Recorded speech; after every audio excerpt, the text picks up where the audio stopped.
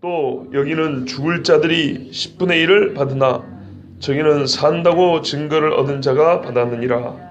또한 10분의 1을 받는 레위도 아브라함으로 말미암아 10분의 1을 바쳤다고 할 수 있나니 이는 멜기세덱이 아브라함을 만날 때 레위는 이미 자기 조상의 허리에 있었음이라. 아멘. 여기는 아론 계열의 제사장들을 말합니다. 그 사람들은 죽을 자들입니다. 모든 사람이 죽는데 유독 왜 야박하게 시니 여기는 죽을 자들 이렇게 말했냐면 지금 우리가 제사장 직무를 말하고 있지 않습니까? 제사장 직무에 시간적 한계가 있는 사람들이라 하는 말입니다. 저기는 여기 멜기세덱 이야기입니다. 우리가 지금 앞에서 봐왔기 때문에 여기 저희가 그렇게 어렵지 않습니다. 저기는 멜기세덱은 산다고 증거를 얻은 자입니다. 이 사람이 안 죽은 구약에 나타난 그리스도냐, 영원히 살고 있냐 그런 말이 아니고요.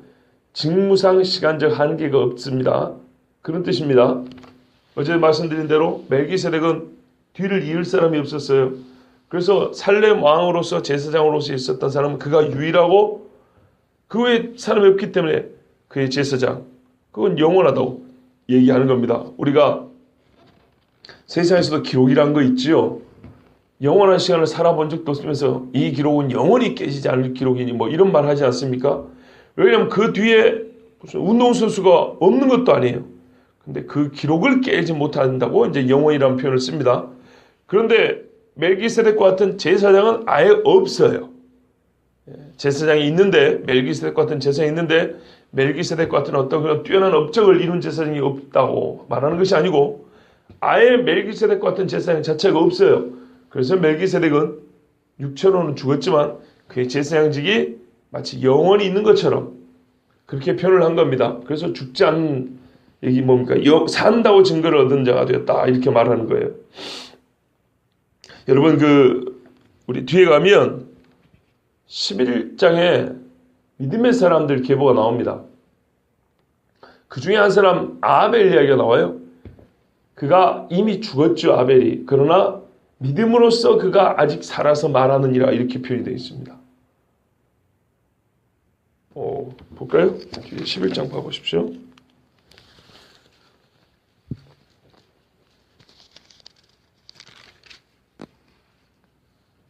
4절에 보시면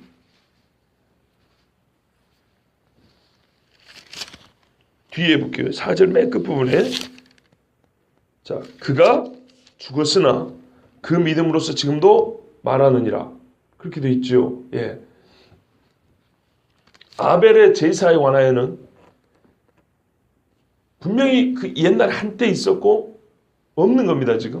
그러나 여전히 그게 우리에게 유효하게 우리에게 이렇게 교훈으로 또 주어지는 것은 그 믿음 때문이라 그랬습니다.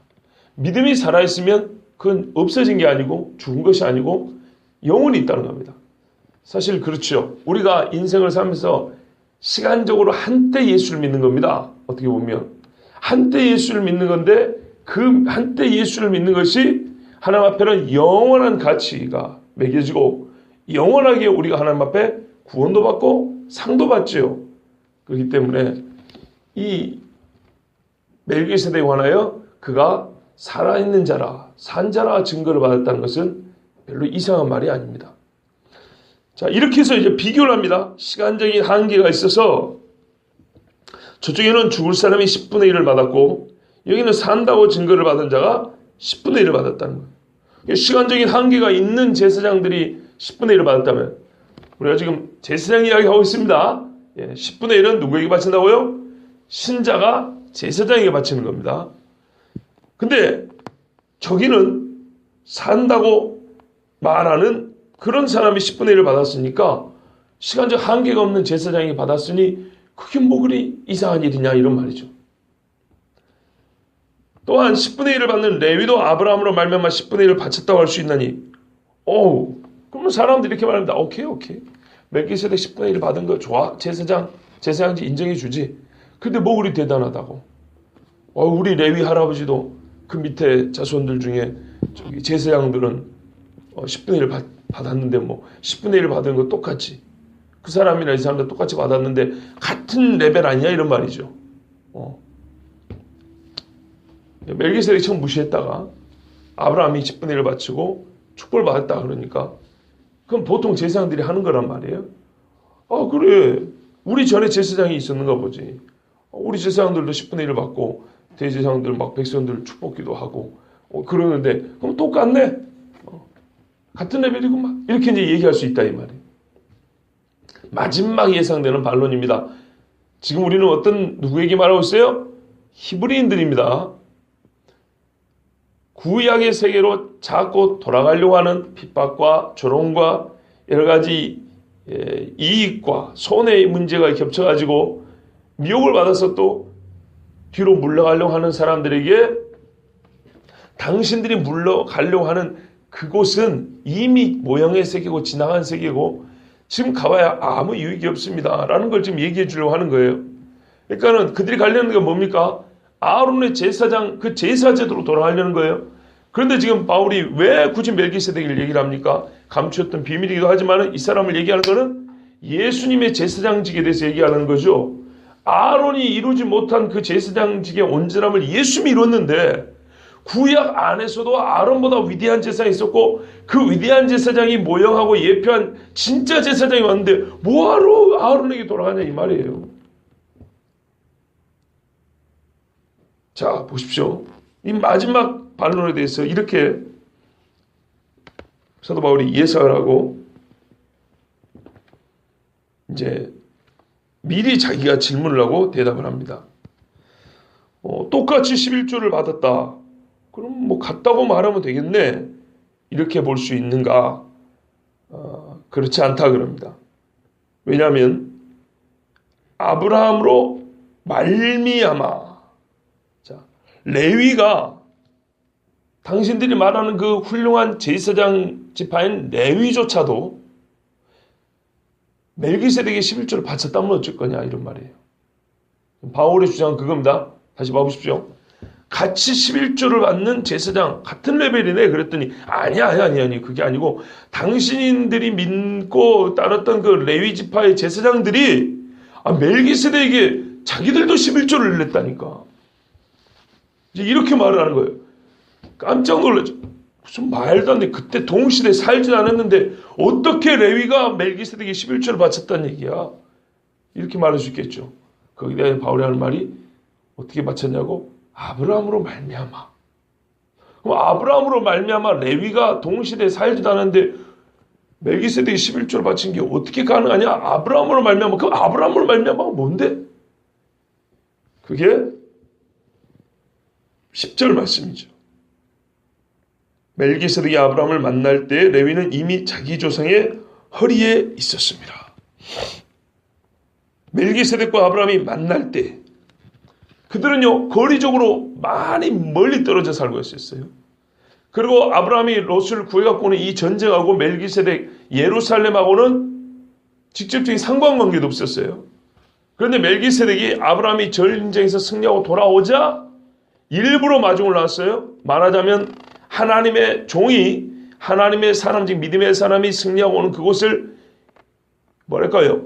영적인 성령의 감동을 받아서 진짜 하나님의 어떤 선민적인 인도를 따라서 우연히가 아니고 진짜 하나님의 계획 안에서 만난 거예요. 말하자면 오늘같이 우리에게 이 예수님의 제사장직에 대해서 깊은 가르침을 주게 하시려고 하나님께서 만나게 하신 거라고요. 그 만남입니다. 그래서 만날 때라는 거예요. 매우 우연적인 뉘앙스가 강해요. 예, 사람으로 볼 때는 여기서 이 만날 때는 인간적인 계획이라보다는 어떤 신적인 하나님의 계획이 저는 느껴져요. 이 단어 하나에. 정말 믿음의 사람과 믿음의 사람이 그때 당시에 뭡니까? 모래에서 바늘 찾듯이 정말 찾기 어려운 인간 두 사람이 결정적인 순간에 딱 마주친 거예요. 세상에 나같이 하나님을 믿는 사람이 또 한 놈 있었네 할 정도로. 예? 깜짝 놀랐을 거예요 아마. 여러분 왜 그러냐면 아브라함이 자기 아들 이삭을 결혼시키기 위해서 종을 어디로 보냅니까? 밧단 아람으로 보내죠. 거기에 왜 보냅니까?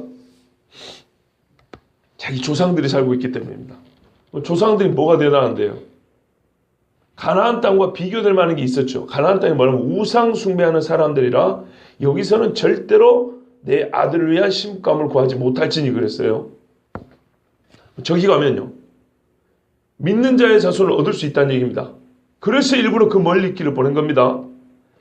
야곱이 형을 도망쳐 갈 때도 같은 명분이었죠. 어머 리브가가 내가 믿음이 있는 사람들 쪽에서 시집 오지 않았느냐. 우리 아들 둘이 있는데 에서 이놈은 이미 이 가나안에서 여자들을 취해가지고 결혼을 해갖고 있는데 이게 우리에게 근심이 되지 않소? 영감. 그러니까 이삭이 그렇지. 그럼 보냅시다. 그럼 야곱을 보낸다 이 말이에요. 이게 왜 말이 되냐면 야곱의 형이 결혼하고 한 20년 동안 부세했어요. 형이 40에 결혼하고 야곱이 한 60대 때 나간단 말이에요. 누차 말씀드리지만 우리가 주일학교 애들 가르치는 것처럼 소년 야곱이 보따리 좀 하나 지고 가면서 베델에서 이 배고 잠을 잤던 거 아닙니다. 나이 60쯤 된 요즘으로 말하면 중년이 간 겁니다. 그때 당시에는 지금보다 훨씬 오래 살았으니까 약간 더 젊게 보였겠지만 어쨌든 혼기가 지난 노총각입니다. 왜냐면 자기 형님 쌍둥이 형님 에서가 40에 장가를 갔고 여자가 둘이 있으니까 두 번 장가 간 건데요. 그러면 왜 장가를 가야 되는데 안 가고 있었을까요?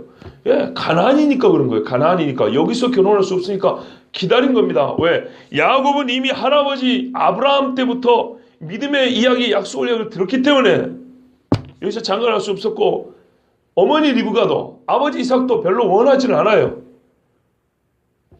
그래서 신부감 구한다고 같은 명분으로 바단 아람 올라왔습니다. 바단 아람에 누가 있었습니까? 말하자면 여기가 하란이죠. 하란. 저기 갈대아 우레서 오면서 중간에 바단 아람 시리아 아람 지역입니다. 여기 하란에서 머물다가 아버지 데려가 죽고 그 다음에 아브라함이 내려옵니다. 이때 너희는 너희 본토 친척 아비 집을 떠나라는 말을 듣습니다. 갈대아우로 떠날 때가 아니고 하란을 떠날 때입니다. 그래서 신명기 26장에 보면 우리 조상은 방람하는 아람인이요 이렇게 나옵니다. 갈대아우르에서 저기 바벨론 지역에서부터 시작된 사람들입니다. 원래는 모든 사람. 그런데 그렇지 않냐고 우리 조상은 방랑하는 아람인으로서 이렇게 표현을 합니다. 아람, 이스라엘 역사에서 계속 이스라엘을 가장 많이 침공했던 이방 나라가 아람인데요. 그 아람 지역에 믿음의 사람의 한 무리가 살고 있었다는 겁니다. 그래서 아브라함도 자기 아버지하고 여기서 머물러서 여기가 좋다. 그리고 데라는 더 안느라고 아브라함아 그냥 여기 있자 그러고 나이 한 200살 돼서 여기서 죽었고요. 그때 아브라함도 여기 계속 있고 싶은데 하나님이 더 가라 그랬어요. 너는 내가 지시할 땅으로 가라. 최초에는 분명히 창세기에 그들이 가나안으로 가고자 하여 출발했다고 그랬습니다. 그런데 여기서 멈추고요. 삽니다. 데라가 죽고 난 다음에 하나님이 너는 멈추지 말고 계속 가라 그럽니다. 그리고 아브라함이 내려갑니다. 이 잠시 멈췄던 이곳이 우리가 말하는 바담 아람이고 여기로 가나안에서 다시 실묵과 모래로 찾으러 두 번이나 이렇게 가는 겁니다. 예, 그만큼 믿음의 사람이 없는 시절입니다. 가나안에서는 믿음의 사람을 만나기가 너무너무 어려운 시절이에요. 그런데 왕 멜기세덱이 믿음의 조상 아브라함을 만나려고 의도적으로 내려옵니다. 정말 선미적인 만남이죠. 예컨대 저와 여러분이 지금 이 시간에 만난 것처럼 세상에 교회가 많고 목사가 많고 성도가 많아도 만나기는 참 어렵습니다. 그렇죠? 근데 하나님의 섭리와 계획 안에서 만나는 겁니다. 그렇게 두 사람이 만난 거예요. 자, 그럴 때 이때 아브라함의 허리에 레위가 있었다는 거예요. 하나님의 이 섭리적인 만남 안에 당신들도 진짜 어떤 그 하나님의 나라 안에서 하나님의 나라를 세우고자 하나님의 그 큰 계획 안에서 당신들도 이미 그때 아브라함과 함께 왕 멜기세덱 앞으로 장차 올 그리스도에게 진짜 제사장이 될 사람 올 제사장이 그리스도의 예표인 사람에게 11조를 바친 거다. 이렇게 얘기를 해요. 그런데 말입니다, 여러분. 내 조상이 불질르면 나도 지금 방화범입니까? 제가 손해배상 해야 됩니까? 내 할아버지가 불지르고 돌아가셨어요. 물론 도의적인 책임이라는 건 있겠죠. 그래서 지금 일본 사람들이 자기 조상들이 저지른 것 때문에 지금 욕 많이 얻어먹잖아요. 물론 생존한 사람도 있지만은 70년, 80년, 거의 이제 100년 전 이야기니까 그렇지 않습니까? 1910년부터면 100년 넘었잖아요. 그때부터 35년 죄 지은 거, 물론 그 전부터 잘못하겠지만 그 죄 지은 사람들은 당사자 대부분 다 죽었습니다. 그런데 지금도 일본 사람들이 많으면 3세대까지 지났는데 2세대, 3세대 지났는데 아직까지 욕을 많이 먹고 조상들 때문에 고생을 많이 합니다. 그건 인정해 줘야 됩니다. 근데 왜 그렇습니까? 그거는 본인들이 잘못한 건 아니지만은 그렇죠. 인륜적인 책임이라는 게 있는 거고 도의적인 책임이라는 게 있는 겁니다. 그건 그렇다 치고 직접적인 책임이 있습니까? 없지요. 내 할아버지가 남의 집에 마구간에 불질렀고 말 2마리 죽였는데 2세대 후에 사는 내가 똑같이 말 2마리 죽인 방화범으로 재판을 또 받아야 되냐고요? 돈 또 물려줘야 됩니까? 그런 건 아니죠. 그건 분명히 아닙니다. 근데 마치 성경은 지금 그와 같은 얘기하는 거예요. 할아버지, 증조 할아버지 아브라함이 멜기세덱에 지금 10불조를 바쳤는데 그 허리 속에 아직 태어나지도 않은 물론 씨는 아브라함에게 있었겠죠. 유전자, 우리가 지금 유전자 시대를 살고 있기 때문에 그렇게 보더라도 유전적으로 보더라도 그 씨 아브라함이 있었겠죠. 그런다고 해서 레위가 멜기세덱에 바친 건 아니잖아요. 근데 왜 성경은 이렇게 억지스러운 주장을 하는 겁니까? 이건 성경만의 원리가 있기 때문에 그렇습니다. 이름하여 그를 머리와 대표의 원리라 그럽니다. 머리의 원리, 대표의 원리. 사람 몸이 이렇게 있지만은 여기가 타격을 받으면 나머지 몸에 훌륭한 기능들은 있으나 말합니다. 그죠? 반 대표가 가가지고 선생님한테 말씀드리면 나머지 사람들이 다 말한 것 같습니다. 그런 의미로 정치계에 대의 정치라는 게 있고 그래서 앞으로 나간 대표들이 국회의원들 아닙니까?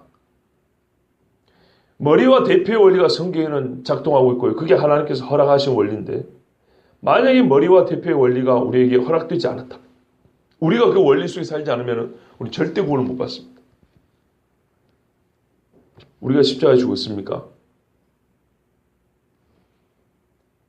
그렇죠.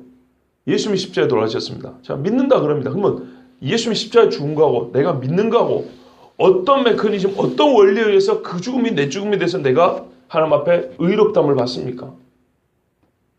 이걸 연합의 원리라고 진작부터 강조했습니다. 우리가 누구에게 연합하냐? 가지가 줄기에 붙어 있는 것처럼 지체가 머리에 붙어 있는 그런 연합으로 비유를 합니다. 성경에. 예? 머리이신 예수님에게 지체인 우리가 붙어 있는 겁니다. 그렇게 연합돼서 한 몸을 이루는 겁니다. 머리가 죽으면 다 죽은 거고 머리가 살면 살아있는 겁니다. 그게 성경의 구원의 원리입니다. 똑같은 원리입니다. 머리와 대표의 원리입니다. 여러분 로마서 5장 12절에서 19절을 한번 보십시오. 그러므로 한 사람으로 말미암아 죄가 세상에 들어오고 죄로 말미암아 사망이 들어왔나니 이와 같이 모든 사람이 죄를 지었으므로 사망이 모든 사람에게 이르렀느니라. 제가 아침 새벽이니까 시간 관계상 주석을 달지는 않습니다. 이 로마서 말씀 그냥 읽으면서 한번 생각을 해보십시오. 머리와 대표 원리를 다시 읽어드릴게요. 그러므로 한 사람으로 말미암아 죄가 세상에 들어오고 죄로 말미암아 사망이 들어왔나니 이와 같이 모든 사람이 죄를 지었으므로 사망이 모든 사람에게 이르렀느니라. 죄가 율법이 있기 전에도 세상에 있었으나 율법이 없었을 때는 죄를 죄로 여기지 아니하였느니라. 그러나 아담으로부터 모세까지 아담의 범죄와 같은 죄를 짓지 아니한 자들까지도 사망이 왕노릇하였나니 아담은 오실자의 모형이라. 그러나 이 은사는 그 범죄와 같지 아니하니 곧 한 사람의 범죄를 인하여 많은 사람이 죽었은즉 더욱 하나님의 은혜와 또한 한 사람 예수 그리스도의 은혜로 말미암은 선물은 많은 사람에게 넘쳤느니라. 또 이 선물은 범죄한 한 사람으로 말미암은 것과 같지 아니하니 심판은 한 사람으로 말미암아 정죄에 이르렀으나 은사는 많은 범죄로 말미암아 의롭다 하심에 이름이니라. 한 사람의 범죄로 말미암아 사망이 그 한 사람을 통하여 왕노릇하였은즉 더욱 은혜와 의의 선물을 넘치게 받는 자들은 한 분 예수 그리스도를 통하여 생명 안에서 왕노릇하리로다. 아멘. 이게 5장 12절 19절이니까 앞으로 얼마 후에 제가 다시 한번 이 로마서 말씀을 강의하도록 하겠습니다. 이 연합과 대표의 원리, 머리의 원리가 가장 잘 드러난 구절이 로마서 말씀 5장 이야기입니다. 고린도전서에도 15장 45절부터 49절까지 이제는 부활에 관한 입니다. 자, 로마서는 죄로 인하여 우리가 사망을 형벌로 받은 자들이 믿음으로 말미암아 생명으로 옮겨진 이 두 가지 사건이 머리와 대표의 원리에서 이루어졌다는 걸 지금 얘기하고 있습니다. 고린도전서는 부활 이야기라고 합니다. 부활 이야기를. 우리가 어째서 부활하게 되냐? 근거가 뭐냐 이거예요. 머리 대신 예수님이 부활했기 때문에 우리가 따라서 부활한다는 그 이야기를 하고 있습니다. 기록된 바 첫사람 아담은 생명이 되었다 함과 같이 마지막 아담은 살려주는 영이 되었나니 그러나 먼저는 신령한 사람이 아니요 육의 사람이요 그 다음에 신령한 사람이니라. 첫사람은 땅에서 났으니 흙에 속한 자이거니와 둘째 사람은 하늘에서 나셨느니라. 무릇 흙에 속한 자들은 저 흙에 속한 자와 같고 무릇 하늘에 속한 자들은 저 하늘에 속한 이와 같으니 우리가 흙에 속한 자의 형상을 입은 것 같이 또한 하늘에 속한 이의 형상을 입으리라. 말하자면 내가 주도적인 게 하나도 없지요. 신앙에 있어서는 자기 주도적인 신앙이 있어야 되지만은 지금 죽음과 부활에 관하여 전적인 어떤 결정적인 사건은 누가 행했냐면 첫사람 아담이 죽음의 결정적인 사건을 행했고 생명으로 옮기는 일에는 그리스도가 결정적인 사건에서 그렇죠. 그래서 마지막 아담이라고 합니다. 어쨌든 두 아담이 한 겁니다. 그 머리에 여기고 대표인 자들을 따라 우리는 육신적으로 후손인 자들은 땅에 속한 자들을 따라서 육적으로 그 머리 된 사람을 따라가는 거고요. 영으로 거듭난 사람은 하늘에서 속한 자, 그죠? 성령으로 하는 자를 따라서 이제는 그쪽에 속하여 그 머리를 따라간다 이 말입니다. 한없이 육에 속한 자로 있을 거냐 아니면 하늘에 속한 자로 옮겨갈 거냐 이거는 우리의 믿음에 달리는 것입니다. 믿는 자는 이제는 육에 속한 혈통은 분명히 맞는데 이걸 넘어서서 영적인 계보로 우리의 족보가 옮겨진다는 얘기죠. 이건 우리가 많이 들은 얘기 아닙니까? 이걸 연합적인 대표 원리, 연합적 대표 원리라고 합니다. 이게 좀 신학적인 용어입니다. 성경을 보니까 이거를 뭐라고 표현할까? 머리와 대표 원리인데 어떤 머리가 대표냐? 거기 하나 있다. 연합적 대표 원리라는 거예요. 왜냐하면 성경은 항상 연합을 얘기하고 있기 때문에 이 연합을 말한다는 게 아내라는 표현입니다. 아내. 그때 이 안에 거하는 자는 어떻게 하면 법적으로 동일하다 이렇게 인정을 받는 겁니다. 동일하다. 한 몸이죠. 여기서부터 이제 끊어진 다음에 다른 게 붙어진 게 아니죠. 요즘에는 희한한 인간들이 그런 연구를 한다 그래요. 이것 잘라고 갖다 붙이는 거. 가능할까요? 우리나라에서 이미 그런 용어가 나왔죠. 이걸 그냥 자르는 게 아니고요. 이렇게 자르면 죽고요. 여기서부터 이 척수 연결 이렇게 척추뼈 있죠. 신경이 쫙 신경 때문에 이거를 쭉 뽑는 겁니다. 머리가 있고 이렇게 이 척수 줄줄줄 따르는 꼬리처럼 요거를 다른 사람 목 위에 또 이렇게 쭉 집어넣고 이렇게 붙인다는 거예요. 이걸 연구하는 사람들이 있어요. 돈 무지하게 들어가지고 가능할까요? 그건 모르겠습니다. 하여튼 사람들이 마지막 때 되면 별의별 짓을 다 합니다. 주여. 성경에서 이 연합적 대표 원리를 가장 바르게 아니고 가장 잘 보여주시는 말씀이 갈라디아서 2장 20절입니다. 잘 아시는 대로 내가 그리스도와 함께 십자가에 못 박혔나니 내가 언제 십자가에 못 박혔어요? 근데 함께 십자가에 못 박혔다 그랬습니다. 그런즉 이제는 내가 사는 것이 아니요 오직 내 안에 그리스도께서 사시는 것이라. 이제 내가 육체 가운데 사는 것은 나를 사랑하사 나를 위하여 자기 자신을 버리신 하나님의 아들을 믿는 믿음 안에서 사는 것이라. 그리스도와 함께 내 안에 그리스도와 살고 나는 하나님의 아들 안에서 사는데 이것은 믿음으로 믿음 안에서 사는 거다. 이렇게 표현을 해놨어요. 여러분 말하자면 이런 겁니다. 성경에는 이 대표와 머리로서 하나님이 그런 사명과 지위를 준 인물들이 몇 명 있습니다. 그 중에 한 사람이 최초의 인간 아담입니다. 아담. 그 사람으로 말미암아 죄인의 계보가 시작됐습니다. 모든 혈육을 가진 사람, 혈과 육을 가진 사람은 전부 다 아담의 머리에 붙은 지체와 같습니다. 그런데 또 아브라함에게는 뭐라 하냐면요. 모든 믿는 자의 조상은 그랬습니다. 여기서부터 뭐가 시작된다고? 그 전에 믿는 사람이 없었다는 게 아니고 여기서부터 새로운 제너레이션이 시작된다는 거예요. 새로운 세대가 시작된다는 거예요. 믿음의 세대가 여기서부터 시작됩니다. 그래서 아브라함을 믿음의 조상 그럽니다. 그렇죠? 이제부터는 육으로만 사람을 계산할 게 아니고 믿음으로 사람을 본다는 거예요. 그래서 아브라함과 같은 믿음 있는 사람은 아브라함이 얻은 그 기업을 받는 거죠. 후손이 조상의 것을 받는 거 아닙니까? 그러니까 우리는 혈육으로 보면은 저 위에 아담까지 올라가는 게 맞지만은 우리는 거기서만 이게 연결된 사람이 아니고 아브라함에서부터 믿음으로 새로운 계보를 가진, 새로운 족보를 가진 사람들이야, 이런 말이에요. 아브라함은 믿는 자의 머리와 대표로서 하나님께서 그 지위와 사명을 주신 사람입니다. 그렇죠. 그리고 예수 그리스도는 아담이 잘못된 것을 전체로 확 뒤집어 버리는 새로운 세대의 이제 머리로 주신 겁니다. 아브라함을 믿는다고 구원 얻는 게 아닙니다. 그렇죠? 아브라함과 같은 믿음을 가진 자는 어디로 가냐면 예수 그리스도를 머리로 둔 이 지체로 편입이 되는 거예요. 연합이 되는 겁니다. 자, 그래서 아브라함으로 말미암아 아브라함부터 믿음의 세대가 시작되기 때문에 모든 믿는 자는 아브라함의 속에 있다고 말을 하는 겁니다.